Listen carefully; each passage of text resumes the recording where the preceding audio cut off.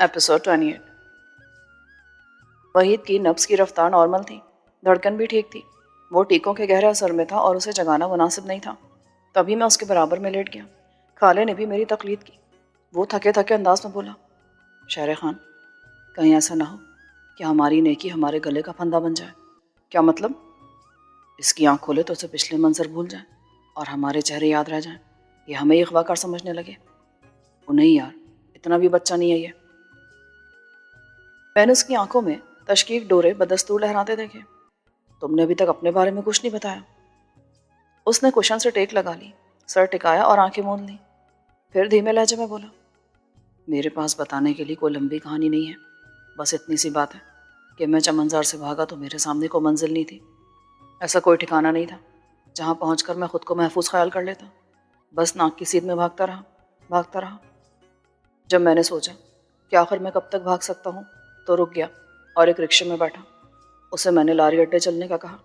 जो ही उसने रिक्शा सड़क पर डाला, पुलिस के सायरन चारों तरफ बजना शुरू हो गए। उसने बैक मिरर में मुझे गौर से देखा। फिर उसने अजीब हरकत की और रिक्शे को घुमाकर एक कुशादा गली में डाल दिया। मैंने पूछा कि तुम मुझे कहाँ ले जा रहे हो? तो उसने कहा, वहाँ जहाँ पहुँच कर तुम पुलिस वालों से महफूज रह सकते हो। मैं उठकर बैठ गया और ताज्जुब भरी दास्तान को गौर से सुनने लगा। शहर खान, वो उस्ताद बबलू का कारिंदा था। वो मुझे गलियों में घुमा फिराकर एक कोठी में ले गया जहाँ उस्ताद बबलू का नायब मेरा इस्तकबाल करने के लिए मौजूद था। उसने मुझे पनाह दी और कई रोज़ तक छुपाए रखा। पुलिस मेरी तलाश में जगह जगह छापे मारी थी। मुझे पता चला कि जोरावर नामी गुंडा अपने जिगरी यार मोबी के कातिल की तलाश में अपने गिरोह के साथ मुल्तान शहर में दंदनाता फिर रहा है। तब मुझे पता चला कि मैंने कोई आम आदमी नहीं बल्कि मुल्तान के एक मारूफ गुंडे को कत्ल कर दिया था। फिर मुझे उस्ताद बबलू के नायब रियाज मलगानी ने अपने गिरोह में शामिल होने का मशवरा दिया। उसने मुझे समझाया कि अब मेरे पास वापसी का रास्ता नहीं है। मैं अगर नूरपुर जाऊंगा तो पकड़ा जाऊंगा, क्योंकि पुलिस ने अस्मा का सुराग लगा लिया था। उसके बकौल पुलिस को मेरा नाम पता भी मालूम हो गया था। जब मैंने सूरत हाल देखी तो उसके गिरोह में शामिल होने का फ़ैसला कर लिया। मैंने सोचा कि कुछ अरसा उसके साथ रहकर हालात का जायज़ा लूँगा। जो ही ख़तरा टला, नूरपुर चला जाऊँगा। फिर मुझे परवीन के अगवा का पता चला। मेरे तन बदन में आग लग गई। इसी दौरान मुझे उस्ताद बबलू से मिलने का मौका मिला। तब पता चला कि सारे गोरख धंधे का मास्टरमाइंड और सरपरस्त सरदार हैदर खान था। मैं ये तो जानता था कि वो कोई अच्छा आदमी नहीं है, मगर मुझे ये इल्म नहीं था कि वो इतना बड़ा गैंगस्टर है। मुझे तहफ़्फ़ुज़ का एहसास हुआ कि अब मुझ पर कोई हाथ नहीं डाल सकता। फिर कुछ दिन गुजर गए। एक बार मुझे नूरपुर जाने का मौका मिला। वहाँ पहुँचा तो ये देखकर मेरी हालत गैर हो गई कि वहाँ तो कुछ भी बाकी नहीं रहा था। मेरे घर वाले जो परेशान थे सो थे। तुम्हारा घर बर्बाद हो चुका था। मैं चाची और चाचे से मिला। तुम्हारे बारे में किसी को कुछ मालूम नहीं था। हर कोई यही कह रहा था कि शहरा बदनामी के डर से कहीं भाग गया है, कहीं मुँह छुपा कर निकल गया है। साईं दिलजीत का पता चला कि वो किसी नामालूम जगह पर चिल्ला काटने के लिए गया था। मैं शादी से भी मिला था। वो तुम्हारे और परवीन के लिए बहुत परेशान थे। उसने मुझे राज रखने का वादा लेकर बताया था कि शहर अमीर नवाज, परवीन और साईं दिलजीत का ग़याब एक ही सिलसिले की कड़ियाँ हैं। उसने मुझसे कहा था कि मैं सरदार हैदर खान की टोल लगाऊँ। कहीं उसने तो सभी को अगवा करके नहीं रखा हुआ। फिर शहरे, जब मैं बहुत सारे पैसे घर वालों को देकर मुल्तान पहुँचा तो अपने पूरे ग्रुप को मुस्तरब और बरंगेख्ता पाया। मालूम हुआ कि सरदार हैदर खान की बेटी अस्मा को किसी ने अगवा कर लिया है। ये खबर मेरे लिए भी बड़ी तकलीफ दे थी। वो ना सिर्फ मेरी महबूबा थी बल्कि मेरे चीफ बॉस की बेटी भी थी। उस्ताद बबलू और उसका नायब रियाज मलगानी भूखे भेड़ियों की तरह शहर भर में फैल के अस्मा के अगवाकारों की बू सूंघते फिर रहे थे। मैं भी उनके साथ शामिल हो गया। फिर पता चला कि अस्मा को मैडम शकीला नामी गैंगस्टर ने अगवा किया था। मैडम का बड़ा दबदबा था। उस्ताद बबलू समेत सभी लोग उससे खाइफ रहते थे। सरदार हैदर खान ने उस्ताद बबलू और रियाज मलगानी को अपनी कोठी पर बुला लिया। उन्हें फिल्फ और अस्मा को बाजियाब कराने का हुक्म दिया। इश्तिहारी गुंडों का खूंखार गिरोह भी उनके हवाले कर दिया गया। पूरे शहर में मैडम के ठिकानों की तलाश जारी हो गई। बिलाखिर उसकी कोठी पर हमें हमले का हुक्म मिला। मुझे नहीं था कि तुम मैडम के पास हो, वगरना मैं कभी भी गिरोह के साथ न जाता। चूँकि मुझे अस्मा की सलामती अजीज़ थी। उसकी बाजियाबी मेरे नज़दीक दुनिया का सबसे अहम काम था। इसीलिए मैंने सूद व ज़िया का शुमार नहीं किया और असलहा उठाए मैडम की कोठी पर हल्ला बोल दिया। आगे के हालात तुम्हारे सामने हैं। अब तुम्हारा क्या इरादा है? मैं अपने गिरोह में लौट जाऊँ, मैं तुम्हारे साथ मैडम के गैंग में शामिल हो जाऊँ? ये फ़ैसला मुझसे नहीं हो पा रहा। چونکہ اسما میڈم کے قبضے میں ہیں اور میں جان چکا ہوں کہ میڈم نے محض تمہاری وجہ سے سردار حیدر خان پر ہاتھ ڈالا ہے، اس لیے یہ تو ممکن نہیں ہے کہ اسما کو میں یہاں سے نکالنے کی کوشش کروں، نہ ہی یہ میرے بس کی بات ہے۔ یہ بھی ممکن نہیں کہ تم اس صورتحال میں میرا ساتھ دو۔ ہاں، تم بالکل ٹھیک کہہ رہے ہو، میڈم نے مجھ پر بڑے احسانات کیے، میں اسے دھوکہ نہیں دے سکتا۔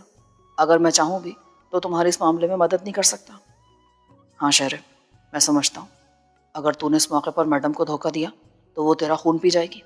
ویسے بھی تیری رگوں میں غیرت مند خون دوڑ رہا ہے، انہیں چڑھ سکتا ہے، جل سکتا ہے، پر بے وفائی نہیں کر سکتا۔ مگر شہر، اب جب کہ پروین سردار حیدر خان کی جیل سے نکل چکی ہے، کیا اسما کو آزاد کر دینا بہتر نہیں ہوگا؟ میں اس بارے میں کوئی رائے قائم نہیں کر سکتا، میڈم کو رپورٹ کر دوں گا، وہ کیا فیصلہ کرتی ہے میں کچھ نہیں کہہ سکتا۔ کیا تم مجھے بتا سکتے ہو کہ تمہیں سردار حیدر خان پر شک کیوں گزرا؟ اس نے یکا یک سوال داغا۔ میں چونک سا گیا۔ کیا مطلب؟ کیسا شک؟ اس نے سگریٹ نکالا، سلگایا اور لمبا کش لے کر دھواں فضا میں چھوڑتے ہوئے عجیب سے انداز میں مسکرانے لگا۔ کمرے کی فضا بڑی صاف ستھری تھی، سگریٹ کا تیز دھواں آنے واحد میں پورے کمرے میں پھیل گیا اور سانسوں پر ناگوار بوجھ محسوس ہونے لگا۔ میں نے اٹھ کر ایگزاسٹ فین کا بٹن دبایا۔ یہی کہ اس نے پروین کو اغوا کرایا ہے۔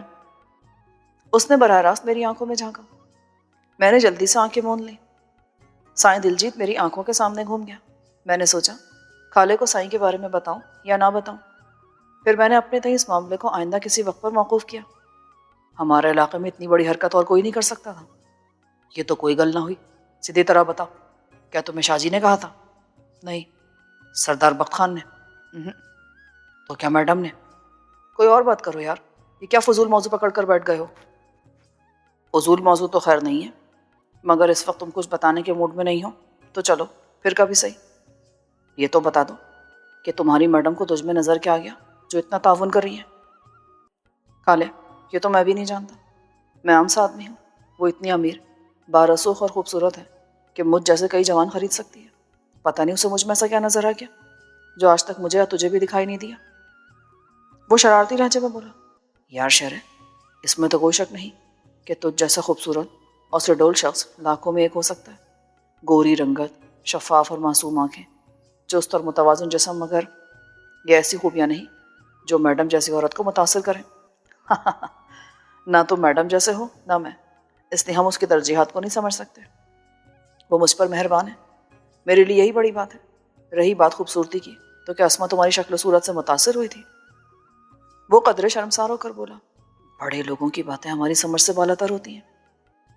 میں نے گھڑی پر وقت دیکھا، رات ڈھل چکی تھی۔ خالے کو آرام کا مشورہ دیا، وحید کا جائزہ لیا اور اپنی آنکھیں موند لی۔ چونکہ میڈم کی کوٹھی میں صبح خاصی دیر سے اترتی تھی، اس لیے میں بآسانی 2-4 گھنٹے کی نیند حاصل کر سکتا تھا۔ کچھ دیر بعد خالے کے خراٹے گونجنے لگے، وہ گہری نیند میں غرق ہو گیا تھا۔ میں کوشش کے باوجود سو نہ پایا تو پہلو بدلا اور وحید کے گرد آلود بالوں میں انگلیاں پھیرنے لگا۔ وہ بہت معصوم اور خوبرو بچہ تھا، مگر اس وقت اس کی حالت خاصی دگرگوں تھی۔ اس کی گردن اور چھاتی پر ننھے ننھے کئی زخم تھے، ٹانگ بھی زخمی تھی۔ میں نے اس کی بینڈیج بڑے اچھے انداز میں کی تھی، شکر یہ تھا کہ کسی بھی زخم کی اسٹچنگ نہیں کرنا پڑی۔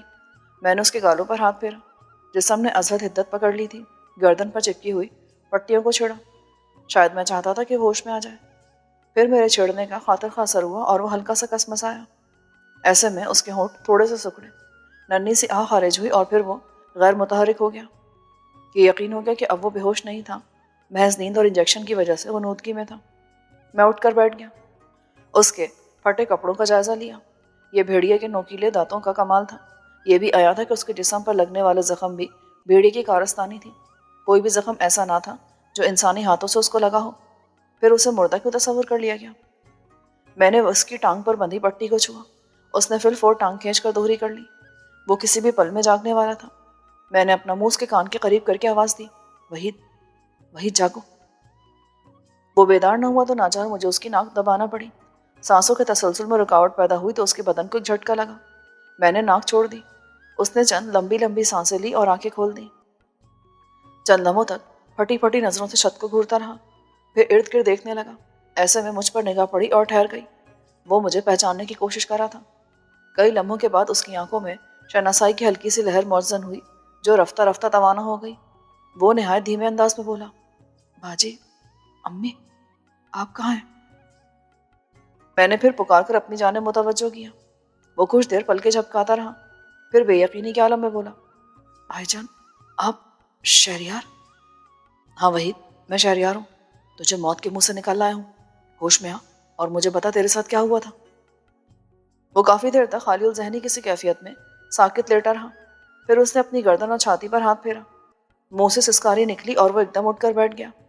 عجیب سی نظروں سے اپنی ٹانگ پر بندھی پٹیوں کو دیکھنے لگا، پھر بولا، میں زندہ ہوں نا؟ وہ ابھی تک نارمل نہیں تھا، اسے پوری طرح سنبھلنے کے لیے کچھ وقت چاہیے تھا۔ میں نے اس کی دلجوئی کی اور یقین دلایا کہ اب وہ بالکل ٹھیک ہے۔ پھر اس کی یادداشت پوری طرح لوٹ آئی۔ باجی کہاں ہے؟ میں یہ تو نہیں جانتا کہ وہ اس وقت کہاں ہے، مگر یہ جانتا ہوں کہ وہ جہاں بھی ہے خیریت سے ہے۔ نہیں بھائی جان، وہ خیریت سے نہیں ہے، وہ لوگ اسے مار دیں گے، بڑے ظالم ہیں وہ۔ کن لوگوں کی بات کر رہے ہو تم؟ وہی جنہوں نے ہمیں باندھ کر کمرے میں رکھا ہوا تھا۔ کون تھے وہ؟ بھائی جان۔ وہ جواب دینے کے بجائے رونے لگا، اس کا ننھا سا بدن ہچکیوں کے بل پر ننھے ننھے جھٹکے لینے لگا۔ میں نے خالے کو دیکھا جو سوتے میں کروڑ بدل کر نئی ٹیون میں خراٹے لینے لگا تھا۔ میں نے وحید کو سینے سے لگایا اور اس کی پشت کو سلانے لگا۔ وہ کئی منٹوں تک پھوٹ پھوٹ کر روتا رہا، پھر اچانک مجھ سے علیحدہ ہو کر ادھر ادھر دیکھ کر بولا، وہ بڑا کتا کہاں ہے؟ بڑا کتا؟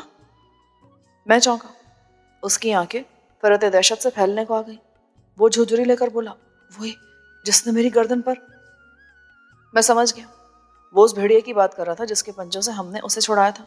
چونکہ بھیڑیے کی شکل بگیاڑی کتے سے ملتی جلتی ہوتی ہے اور اس نے زندگی میں پہلے کبھی بھیڑیا نہیں دیکھا ہوگا، اس لیے اسے کتا سمجھنے کی غلطی کر بیٹھا۔ میں نے اسے دلاسا دیا کہ اس کتے کو میں نے مار بھگایا ہے، اب وہ یہاں نہیں آئے گا۔ جب وہ سنبھل گیا اور اسے قید سے نکلنے کا یقین ہو گیا تو اس نے مجھے کچھ یوں اپنی روداد سنائی۔ اس کا باپ سجاول عشرت عرف عاشی کی شادی اپنے خاندان میں کرنا چاہتا تھا۔ عاشی کی ماں کی تمام تر کوششوں کے باوجود اس کے دل سے اپنے خاندان کی حد سے بڑھی ہوئی محبت محو نہیں ہوئی تھی۔ عاشی اپنے کسی کزن سے شادی نہیں کرنا چاہتی تھی کیونکہ حقیقت میں کوئی اس کے ہم پلہ نہیں تھا۔ وہ پڑھی لکھی اور نفیس مزاج کی لڑکی تھی، جبکہ اس کے باپ کے خاندان میں تعلیم کا رواج نہ ہونے کے برابر تھا۔ سبھی کاشتکاری کے شعبے سے تعلق رکھتے تھے۔ عاشی کی ماں چاہتی تھی کہ اس کی شادی کسی پڑھے لکھے خاندان میں ہو۔ عاشی نے اپنی ماں کو بتا دیا تھا کہ وہ مظفر گڑھ کے ایس پی سلیم شہزاد کے بیٹے شاہد سلیم میں دلچسپی لیتی ہے۔ دونوں بارہا مل چکے تھے اور ایک دوسرے پر اپنی پسندیدگی عیاں کر چکے تھے۔ وہ فوج میں بطور سیکنڈ لیفٹیننٹ ٹریننگ حاصل کرا تھا۔ اس نے عاشی کو یقین دلایا تھا کہ جو ہی اسے کمیشن ملا وہ اپنے گھر والوں کو عاشی کے بارے میں بتا دے گا اور اس کے گھر شادی کا پیغام بھجوا دے گا۔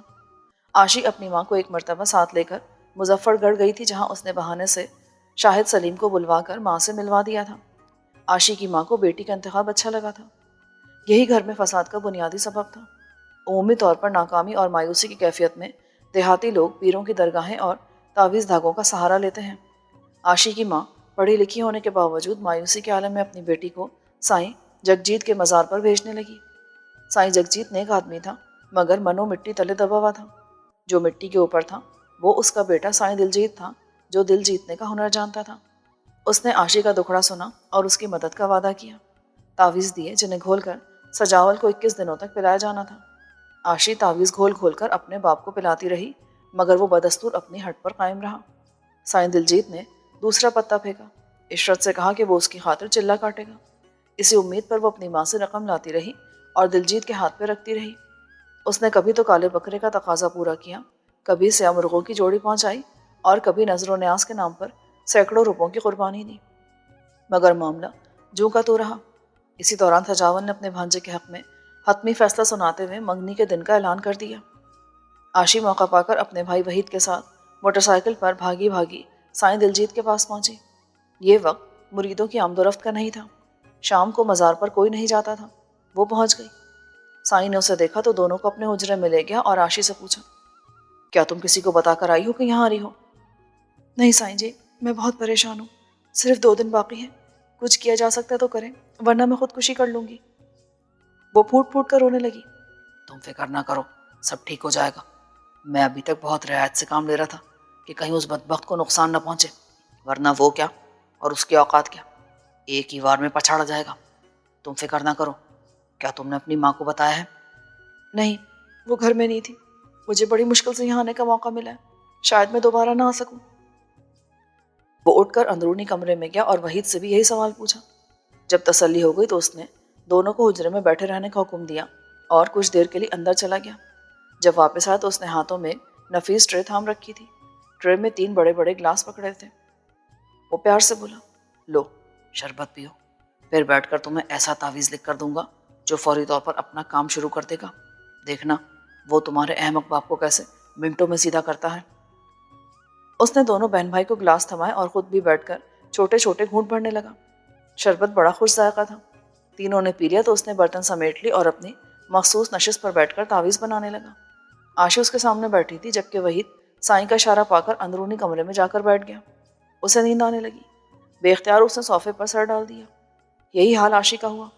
وہ کچھ دیر تک بیٹھی رہی، پھر جمائیاں لینے لگی۔ چند ہی منٹوں میں نیند کی الغار سے اس کے آنکھیں بند ہونے لگی اور اس کے حواس نے اس کا ساتھ چھوڑ دیا۔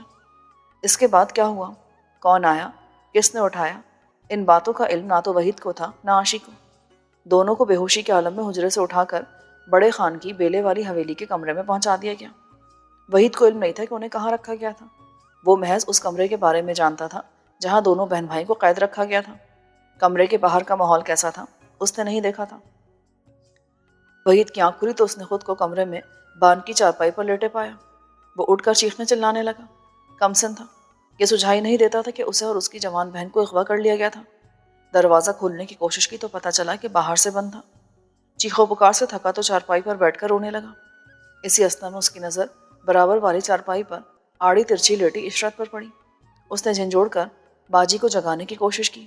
وہ بیدار ہو گئی، پاگلوں کی طرح کمرے میں دیکھتی رہی، پھر چیخ کر اٹھی۔ وہ جوان تھی، عورت ذات تھی، فوراً سمجھ گئی کہ اس کے ساتھ بہت بڑی گڑبڑ ہو چکی ہے۔ دونوں نے بہت شور کیا، چیخ چیخ کر مدد طلب کی، مگر قریب میں کوئی ہوتا تو ان کی مدد کو آتا نا۔ انہوں نے کمرے کا دروازہ کھولنے اور توڑنے کی کوشش کی، مگر اس میں بھی کامیابی نہیں ہوئی۔ دروازے کی درزوں سے باہر جھانکنے پر سوائے اندھیرے کے کچھ معلوم نہ پڑا۔ کمرے سے نکلنے کا کوئی راستہ نہ پا کر دونوں تھک کر چارپائیوں پر گر گئے۔ زندگی کی طرح طویل رات بڑی مشکل سے گزری۔ صبح جب ناشتہ دیا گیا تب اجنبی اور خوفناک چہرے دیکھ کر ان کی رہی سہی ہمت بھی جواب دے گئی۔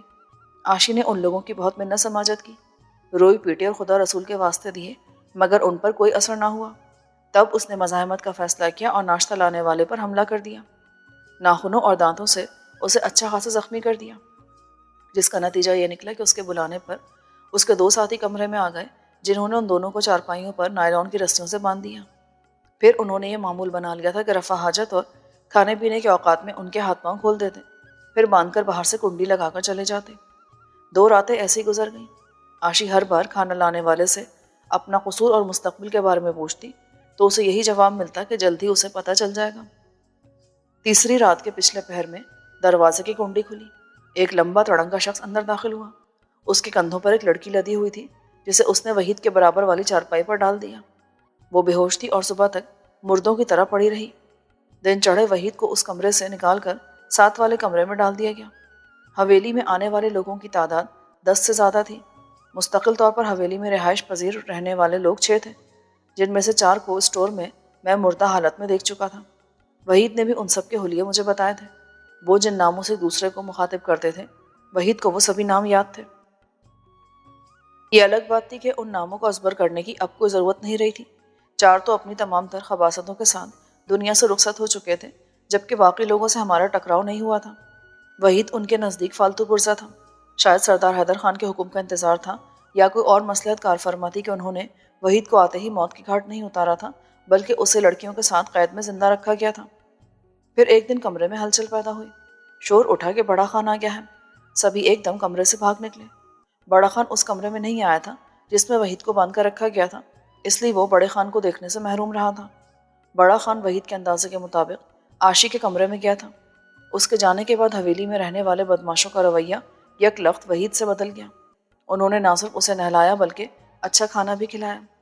کھانے کے بعد اسے سلور کے گلاس میں ایک شربت پینے کو دیا گیا۔ وہ نہیں جانتا تھا کہ گلاس میں پانی نہیں آگ بھری ہوئی تھی، جس نے اس کے حلق سے شکم تک آگ لگا دی۔ ذائقہ بھی اسے پسند نہیں آیا تھا، مگر اسے پینا پڑا۔ کچھ ہی دیر میں شراب نے اپنا اثر دکھانا شروع کر دیا اور وحید خود کو فضاؤں میں اڑتا محسوس کرنے لگا۔ وہ ایسے حالات سے کبھی نہیں گزرا تھا۔ ماں باپ نے ہمیشہ پیروں تلے اپنی ہتھیلیاں رکھی تھیں اور زمانے کے سرد و گرم سے محفوظ رکھا تھا۔ تبھی نہیں سمجھ پایا کہ اس کے ساتھ کیا ہونے والا ہے۔ وحید کی سنائی ہوئی کہانی کے پیش نظر مجھے یقین تھا کہ بڑے خان نے اسے مار کر پھینک دینے کا حکم صادر کیا تھا۔ تبھی اس کے کارندوں کی ہوس کے گھوڑے اچانک بے لگام ہو گئے۔ جب ایک وجود کو ہمیشہ کے لیے صفحہ ہستی سے مٹا ہی دینا تھا تو پھر اس سے کچھ عرصہ سفلی آتش قدر دہکائے رکھنے میں کیا حرج تھا؟ آنے والے کئی دنوں تک چاروں نے اس کی خوبصورتی کو اس کی بدقسمتی بنا کر اپنی اپنی بھوک غیر فطری انداز میں مٹائی اور انسانیت کی دھجیاں کسی خوف و اندیشے کے بغیر اڑائیں۔ وہ پینا نہیں چاہتا تھا، کھلونا بن کر چارپائیاں بدلنا نہیں چاہتا تھا، مگر برسوں عورت کے سائے تک کو ترسنے والے بھیڑیے اس کی ایک نہ سنتے تھے۔ وہ نہیں جانتا تھا کہ اس کا کیا انجام ہونے والا ہے۔ وہ کبھی ہوش میں ہوتا تو کبھی لڑک رہا ہوتا۔ اس کی یادداشت بھی رفتہ رفتہ اس کا ساتھ چھوڑتی جا رہی تھی۔ کچھ ہی دنوں میں وہ بے حس ہو کر رہ گیا اور اس کی سوچنے سمجھنے کی صلاحیتیں سلب ہو کر رہ گئیں۔ پھر ایک دن اسے بھنبوڑنے والوں کی بھوک مٹ گئی تھی یا انہیں کوئی اور مشکل درپیش آ گئی تھی کہ اسے مار پھینکنے کا فیصلہ کر لیا گیا۔ اس نے منت سماجت نہیں کی، زندگی کے لیے واویلا نہیں کیا، بلکہ بڑی خاموشی اور لاپرواہی سے بیٹھا ان کے درمیان اپنے بارے میں ہونے والی گفتگو سنتا رہا، یوں جیسے اسے مارنے کا نہیں کسی اور کو قتل کرنے کا منصوبہ بنایا جا رہا ہوں۔ بڑی مونچھوں والے لمبے تڑنگ کے شخص نے اسے اٹھا کر چارپائی پر پھینکا، اس کی گردن پر دونوں ہاتھ جمائے اور جبڑا بھینچ لیا۔ وحید کو یہی یاد تھا کہ اس سمے اس کا سینہ پھٹنے کو آ گیا تھا، وہ سانس نہیں لے پا رہا تھا۔ ایسے ہی وقت میں وہ بے ہوش ہو گیا اور اسے مردہ سمجھ کر بیلے میں پھینک دیا گیا۔ اس کی جب آنکھ کھلی تو اس نے خود کو بھیڑیے کے رحم و کرم پر پایا۔ شاید اسی کے نوکیلے دانتوں کی بدولت ہونے والے تیز درد نے اسے موت جیسی اندھی بے ہوشی سے نکالا تھا۔ اس نے اپنے طور پر بھیڑیے کی گرفت سے نکلنے کی کوشش کی، جس کے نتیجے میں اس کی چھاتی اور گردن پر بھیڑیے نے دانت گاڑے اور خون بہہ نکلا۔ جب وہ چیختے چلاتے اور مزاحمت کرتے کرتے تھک گیا تو نڈھال اور بے جان انداز میں سرکنڈے میں گر گیا۔ بھیڑیے نے اس کی ٹانگ اپنے جبڑے میں دبوچی اور جھاڑیوں سے کھینچ کر باہر نکالا۔ وہ اسے اپنی کچھار تک لے جانا چاہتا تھا۔ یہ وحید کی خوش بختی تھی کہ عین اسی لمحے ہم پیا کی سربراہی میں وہاں سے گزرے اور ہماری نگاہ اس پہ جا پڑی، وگرنہ اس کا نازک اور کمسن وجود اب تک جنگلی جانوروں کے پیٹ کی آگ بجھا چکا ہوتا۔ چونکہ وہ پوری طرح نارمل نہیں تھا، اس لیے بے ربط انداز میں اپنی آپ بیتی سنا رہا تھا۔ میں اپنی سوچ کے مطابق اس کی کہانی کے خالی حصے کو پر کرتا جا رہا تھا۔ میرے کوریدنے پر اس نے بتایا کہ اس نے نئی لانے والی لڑکی کا چہرہ نہیں دیکھا تھا۔ وہ اس کے سامنے اوندھے منہ چارپائی پر ڈالی گئی تھی۔ علیحدہ کمرے میں لے جائے جانے کے بعد اس نے اپنی بہن کو ایک مرتبہ بھی نہیں دیکھا تھا اور نہ ہی اس کی آواز سنی تھی۔ جب میں نے وہاں کسی مرد قیدی کے بارے میں پوچھا تو اس نے لا علمی کا اظہار کیا۔ اس نے کسی مرد قیدی کو وہاں لائے جاتے یا رکھے جاتے ہوئے نہیں دیکھا تھا اور نہ ہی اس نے کچھ ایسا سنا تھا۔ وہ تو یہ بھی نہیں جانتا تھا کہ عاشی یا عاشی کے بعد لائی جانے والی لڑکی کو اغوا کرنے کا کیا مقصد تھا، اور وہ اس کے حویلی سے نکلنے تک وہیں موجود تھی۔ وہ مزید کوئی کارآمد بات نہ بتا سکا اور گھٹنوں میں سر ڈال کر بیٹھ گیا۔ میں نے دیکھا تھا کہ باتیں کرتے ہوئے بار بار اس کے چہرے پر تکلیف کے آثار ابھر آتے تھے۔ چونکہ میرے پاس میڈیکل کٹ نہیں تھی، اس لیے میں نے اس کے زخموں پر بندھی ہوئی پٹیوں کو چھیڑنے یا کھولنے کی کوشش نہیں کی۔ یہی سوچ کر خاموش رہا کہ دن چڑھے میڈیکل باکس منگوا کر اس کی اثر نو بینڈیج کروں گا، اور اگر ضروری ہوا تو میڈم سے کہہ کر اسے کسی ڈاکٹر کے پاس بھجوا دوں گا۔ خالہ اس دوران مسلسل خراٹے لیتا رہا۔ وہ تھکا ہوا تھا۔ اچھا تھا کہ اس پر سوار کسل مندی اور تھکاوٹ دور ہو جاتی اور وہ بیدار ہونے پر حشاش بشاش ہوتا۔ میں نے پانی پیا، وحید کو پلایا، پھر کھڑکی کا پردہ ہٹا کر باہر دیکھا۔ صبح ہو چکی تھی۔ اس وقت نور پور مکمل طور پر جاگ چکا ہوتا تھا۔ کھیت آباد ہو چکے ہوتے تھے۔ یہ چونکہ بڑا شہر تھا، یہاں تصنع اپنے آکٹوپس پوری طرح پھیلا چکی تھی، اس لیے لوگ آدھی رات کے بعد بستر پر گرتے تھے اور دن چڑھے جاگتے تھے۔ وحید نے میرے استفسار پر بتایا کہ اسے بھوک لگی ہے۔ بھوک مجھے بھی لگ رہی تھی۔ میں کمرے سے نکلا، ظاہر خان کا پتہ کیا۔ وہ سونے کے لیے جا چکا تھا۔ وہ بڑا کارآمد بندہ تھا۔ ایک ہی وقت میں گن مین، گیٹ کیپر اور کوک کے فرائض سر انجام دیتے ہوئے بھی خوش باش اور چاقو چوبند رہتا تھا۔ اس کی جگہ پر زوار سیکیورٹی گارڈ کی ڈیوٹی سنبھال چکا تھا۔ اس سے ابھی تک میری الگ سلگ اس مرحلے میں داخل نہیں ہوئی تھی کہ اسے چائے پانی کا کہہ سکتا۔ اس لیے میں گیسٹ روم کے کچن میں گیا۔ وہاں شبو کو موجود نہ پا کر اپنی مدد آپ کے تحت میں نے چائے کے 3 کپ تیار کیے۔ کچن کیبن میں پڑے بسکٹ پیک اور کریم رول اٹھائے اور اپنے کمرے میں آیا۔ لدی پھندی ٹرے بیڈ پر رکھی اور خالے کو جگایا۔ وہ آنکھیں ملتا ہوا اٹھ بیٹھا۔ چائے کے پیالیوں سے اٹھتی ہوئی بھاپ کو دیکھ کر خوشی سے بولا، واہ خانزادے، ایک دم فرسٹ کلاس۔ تیری یہی مہربانیاں تو مرتے دم تک مجھے یاد رہیں گی۔ ارے یہ بھی جگ گیا، کیسے ہو بھائی؟ اس کی اچانک وحید پر نگاہ پڑ گئی۔ وحید اسے نہیں جانتا تھا، مگر اسے بھی یہ اندازہ ضرور ہو گیا تھا کہ وہ بھی میری طرح اس کا ہمدرد تھا۔ اس نے پھیکے لہجے میں کہا، ٹھیک ہوں بھائی۔ خالے نے بغیر منہ ہاتھ دھوئے چائے کا کپ اور ایک کریم رول اٹھا لیا۔ میں نے بسکٹ کا پیکٹ کھول کر وحید کو تھمایا اور خود بھی کپ اٹھا لیا۔ خالے نے وحید کا انٹرویو لینا چاہا تو میں نے اسے ٹوک دیا۔ اسے تنگ نہ کرو، میں سے تمام باتیں معلوم کر چکا ہوں۔ وحید نے کہا، مگر آپ نے مجھے یہ تو بتایا ہی نہیں کہ میں یہاں کیسے پہنچا اور باجی کہاں ہے؟ میں نے جان چھڑاتے ہوئے کہا، تم دھیان سے ناشتہ کرو، پھر میں کچھ دیر سوؤں گا۔ تم بھی سونا چاہو تو سو لینا، ورنہ ساری کہانی تمہیں خالہ سنائے گا۔ اس نے بیچارگی کے عالم میں پہلے مجھے اور پھر خالے کو دیکھا اور چائے پینے میں لگ گیا۔ اس کی آنکھوں میں گہرے تفکر اور اضطراب کی پرچھائیاں لرزنے لگی تھیں۔ اس کے اعصاب پر سوار شراب کا نشہ بتدریج اپنا تسلط ختم کرتا جاتا تھا اور اس کی گمشدہ حصیں جاگنے لگی تھیں۔